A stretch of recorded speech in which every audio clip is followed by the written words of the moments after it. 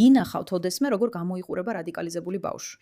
იმიტომ რომ ეს NBC-ს რეპორტიორი წავიდა მათთან ინტერვიუზე, ფიქრობდა რომ სევდიანი ამბავი გამოუვიდოდა და აი რითაც მას შეხვდნენ. უბრალოდ გავფრთხილებთ ყურება ცოტა გულსათკენია. ეთილი იყოს თქვენი მობრძანება pushback-ში. მე მქვია მეირა კე, თქვენი თანაწამყვანი. დარწმუნდით რომ დააჭირეთ გამოწერის ვილაქს ამ ვიდეოზე და ყურადღებით იყავით. ძალიან საინტერესო განცხადება მალე იქნება. ერთ-ერთი მათგანი უბრალოდ მოვიდა, შემომხედა და ასე გააკეთა. ჩვენ ვიცით რას ნიშნავს ეს. ეს ნიშანი, რომელსაც ისინი მუდმივად აჩვენებენ. ეს იყო ძველი ISIS-ის სიმბოლო. ერთი, რაც ნიშნავს ერთ ღმერთს, ერთ რელიგიას, ერთ რწმენას, ერთ ლიდერს, ერთიანობისა და ძალის სიმბოლოს. ეს ბიჭები ყველანი ძალიან დამაშინებლად იქცევიან. ისინი ყველა ამბობენ, ერთ დღეს იმედი მაქვს რომ მოკლავ, ერთ დღეს მინდა ყელი გამოგჭრა. ისინი ყველანი ძალიან დამაშინებელ ჟესტებს აკეთებენ. ასე რომ ეს არის კულტურა, რომელშიც ისინი იზრდებიან. ყველას ვინც უცხოა, ეუბნებიან, ვიმედოვნებთ რომ მოგდებით. თითოეულს სათითაოდ დაგხოცავთ. ყველაზე საშინელი სახის ISIS-ი. მენტალიტეტი, რიტორიკა. აკაური კულტურა. ეხლა უნდა გკითხოთ საკუთარ თავს. ვადანაშაულებთ ამ ბავშვებს, რომლებიც ესეთ ფსიქოტურ ქცევას შეაჩვიეს.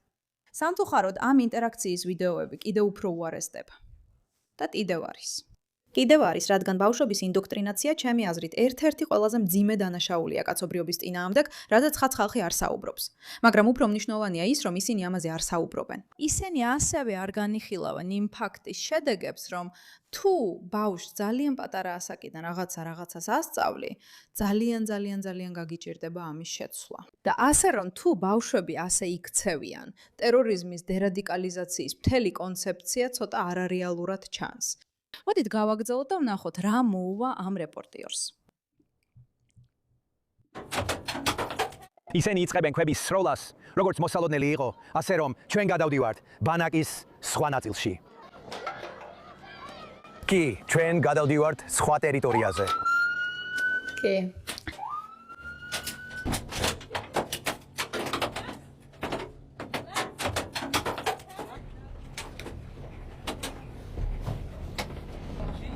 რეინტეგრაცია სერიოზული პრობლემა იყო. ჩანდაბა. სანტა კლაუსი. აბა რა ბავშვების რეინტეგრაცია, რომლებიც ისე არიან ინდოქტრინირებულები, რომ სჯერათ თითქოს შენ ყველაზე საშინელი რამ ხარ მთელ მსოფლიოში, ცოტა პრობლემური იქნება. ხო. აბა რა ვერ ვიჯერებ. იცი, როცა ამ ვიდეოს უყურებ, უნდა დაიწყო ფიქრი არა მხოლოდ ამ შემთხვევაზე, არამედ ყველა ბავშვზე, ვინც რადიკალიზდება. სამწუხაროდ, როგორც შემდეგ ვიდეოში ნახავ, ეს არის წარმოუდგენლად ფართოდ გავრცელებული ფენომენი, რომელზეც უბრალოდ არ საუბრობენ. მაგრამ ჯერ ჩვენი სპონსორების მოკლე გზავნილი. თუ მედიკიერზე ხარ, ალბათ შემთხვევით აირჩიე გეგმა, რომელიც ალბათ შენთვის საუკეთესო არ არის. სწორედ ამიტომ მინდა დითხრა ჩაპტერზე, რადგან ჩაპტერ განსხვავებულია. ისინი დამოუკიდებლები არიან და ერთადერთი მედიკიერის მრჩევლები, რომლებიც ადარებენ ქვეყნის მასშტაბით ხელმისაწვდომ ყველა გეგმას და ითვალისწინებენ ექიმებს, საჭიროებსა და პრიორებსა და პრიორიტეტებს და პოულობენ იმას, რაც შენ ყველაზე მეტად გიხდება. მათი მრჩევლები ხელფასზე არიან, ესე რომ ისინი კონკრეტულ გეგმებს არ გაძალებენ და თუ უკვე სწორ გეგმაზე ხარ, გეტყვიან ამას, თუ არა, დაგეხმარებიან გადართვაში. გასულ წელს ხანდაზმულებმა, რომლებმაც ჩაპტერის მეშვეობით გადაერთნენ, საშუალოდ $1100 მეტი დაზოგეს. ასე რომ ზარი უფასოა, დაახლოებით 20 წუთს გრძელდება და შეიძლება შენ ან შენს მშობელს, ბებიას, ბაბუას, ან საყვარელ ადამიანს ბევრი ფული და სტრესი დაგიზოგოს. დაურეკე ჩაპტერს ნომერზე 61068033337. ეს არის 610680337, რომ ეხლა სწორ გეგმაზე გადახვიდე. უბრალოდ ვერ ვიტან ბავშვების ინდოქტრინაციას. უბრალოდ მართლა ვერ ვიტან ამას. ეს ისე მაბრაზებს, როცა ვიგებ, რომ სადღაც ბანაკებში პატარა ბავშვებს ასწავლიან, რომ უნდა წავიდნენ და საკუთარი სიცოცხლე მსხვერპლად გაიღონ იმისთვის, რომ სხვა ადამიანები მოკლან. მაგრამ იცით რა, უფრო მეტად ვერ ვიტან ის ფაქტი, რომ მთელი დასავლური მედია ასე იქცევა. მოდი ვნახოთ ეს ხალხი, მოდი გავაკეთოთ რეპორტაჟი. ისინი ჩვენთან მეგობრულად იქნებიან. რაც ყველაზე მეტად მაწუხებს იმ ვიდეოში, ან არა ყველაზე მეტად, მაგრამ ერთ-ერთი რამ, რაც მართლა მაბრაზებს, არის ის, რომ NBC-ს რეპორტიორი თითქოს გაუცებულია. რას ელოდებოდით, რომ როგორც თეთრკანიანი დასავლელი მედიის წარმომადგენელი შეხვალ ბანაკში, სადაც ბავშვებს ასწავლიან შენნაირების მოკლას და ისინი გულთბილად მიგიღებენ, გიგვიშს ეს ყველაფერი. ამაში არაფერია გასაკვირი, მაგრამ გულწრფელად რო ვთქვა, ეს ყველაფერი საზარელი და გულსატკენია. საიდან ხარ? სირიელი ხათუ. მან ნახე როგორი ხმა ინდოქტრინაცია. Watch how deep the indoctrination is. ისინი ეკითხებიან, საიდან ხართ და ის პასუხობს, ჩვენ სირიელები ან ერაყელები არ ვართ, ჩვენ ისლამური სახელმწიფოდან ვართ.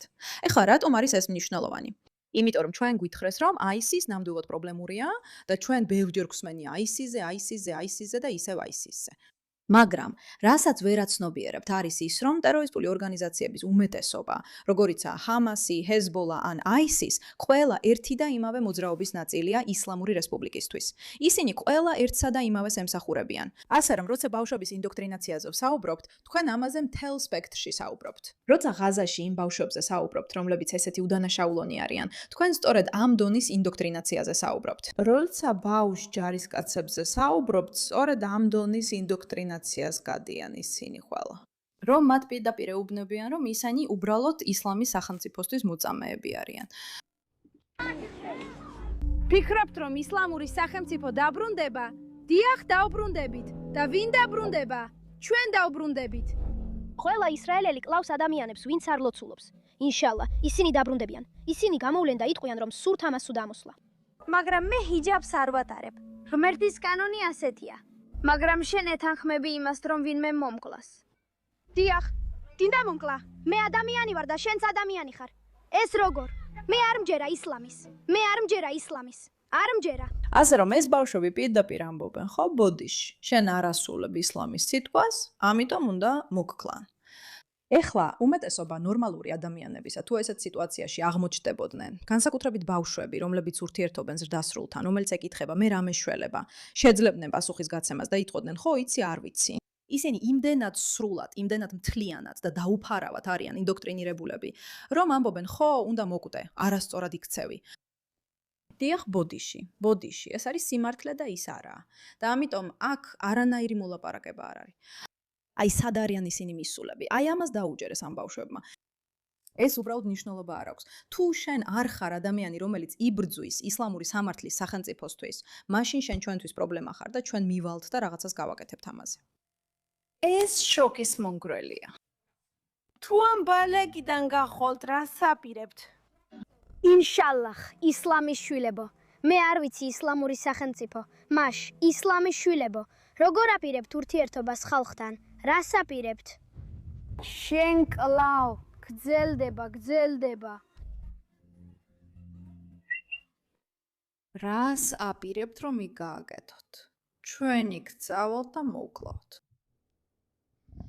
მითხარი რომ ეს გულს არ გტკენს. და უყურებ იმ ვიდეოს, სადაც ეს ახალგაზრდა ბიჭები ამბობენ, დიახ, რა თქმა უნდა, მოკლავდით. თავი დაუფარავი გაქვს. ეს გულსატკენია, რას გულისხმობ? ჩვენ ჯარისკაცები ვართ. ეს ჩვენი საქმეა. უნდა გავაკეთოთ ეს. და ამ ასაკში გვითხრეს, რომ მოკლა ნორმალურია. დასავლეთში მგონი არც ერთი ბავშვი არ არსებობს, რომელსაც თუ ჰკითხავ, კარგი იდეა თუ არა მისი კარიერული გეგმა რომ მკვლელი გახდეს, თავდაჯერებით კი პასუხებს, დიახ. მაგრამ ამ ბავშვებს ეს საერთოდაც არ წხვენიათ, რადგან თავიდანვე უთხრეს, რომ ეს სიმართლეა. და ამიტომ, როცა NBC-ის ჟურნალისტი მოდის, რაც უმეტეს კულტურებში აღსანიშნავი ამბავია, ღმერთო ჩემო, მედია პერსონაა, გადამღები ჯგუფია, ეს ძალიან ამაღელვებელია. ესეთი იქნებოდა რეაქცია. აქ კი ქვებს ესვრიან. პირდაპირ ქვებს ესვრიან მას, რადგან მათ ასე ღრმად ჩააგონეს, რომ ეს სწორედ ეს არის ბოროტების განსახიერება. და ყველაფერი უნდა გააკეთო, რომ ამ ბოროტებას თავი დააღწიო. და თქვენ ხართ ჯარისკაცები, თქვენ ხართ პასუხისმგებლები. ისინი კამერის წინ არიან და საერთოდ არ ადარდებთ არაფერი. ყველაფერი რაც სურთ არის ისლამური სახელმწიფოსთვის ბრძოლა. ეს ინდოქტრინაცია მთელ სპექტრს მოიცავს. ის ეხება ჰამას, ეხება გაზას, ეხება ჰეზბოლას ლიბანში, მთელ ახლო აღმოსავლეთს, ISIS და ასე შემდეგ. ეს ყველგან არის, რადგან ამას ასწავლიან. ახალგაზრდა ფსიქოტიკური ბავშვები, რომლებიც თეორიულად შეიძლება უდანაშაულოები იყვნენ, მაგრამ ეხლა უკვე აღარ არიან. და ეხლა, როგორც საზოგადოებას, ამის გამკლავება გვიწევს, რადგან ასე ვართ მიჩვეულები. ვფიქრობთ, რომ ბავშვები უსაფრთხოები არიან, რომ ბავშვები კარგები არიან, რომ ბავშვები უდანაშაულოები არიან. რას აკეთებ, როცა ეს პირდაპირ საპირისპიროა სიმართლისგან, რადგან ეს ბავშვები უდანაშაულოები აღარ არიან. სისტემამ ისინი სრულიად ბოროტად გამოიხენა. მაგრამ ამავე დროს მათ ყოველდღიურად იდეოლოგიურად ამუშავებენ, რომ გახდნენ ძალადობრივ მკვლელ მანქანებად. რას იზამს ბავშვების დამფასებელი საზოგადოება? ეს რთული კითხვა, რომელსაც ჯერჯერ უნდა არ უპასუხეთ, მაგრამ მოგვიწევს მასზე პასუხის გაცემა მალე ვიდრე გვიან. რადგან როგორც ეს ვიდეოები აჩვენებს, ეს ბავშვები უფლებამოშვები უბრალოდ არ თამაშობენ. მათ მისია აქვთ და ეს მისია დაბადებიდანვე აქვთ. და მათ შეჩერების არანაირი განზრახვა არ აქვთ. და მათი მისია გაგვანადგურონ ჩვენ და ყველაფერი რისიც გვწამს. აბა რას გააკეთებთ ამ ფაქტის წინაშე? მადლობა ყურადღებისთვის.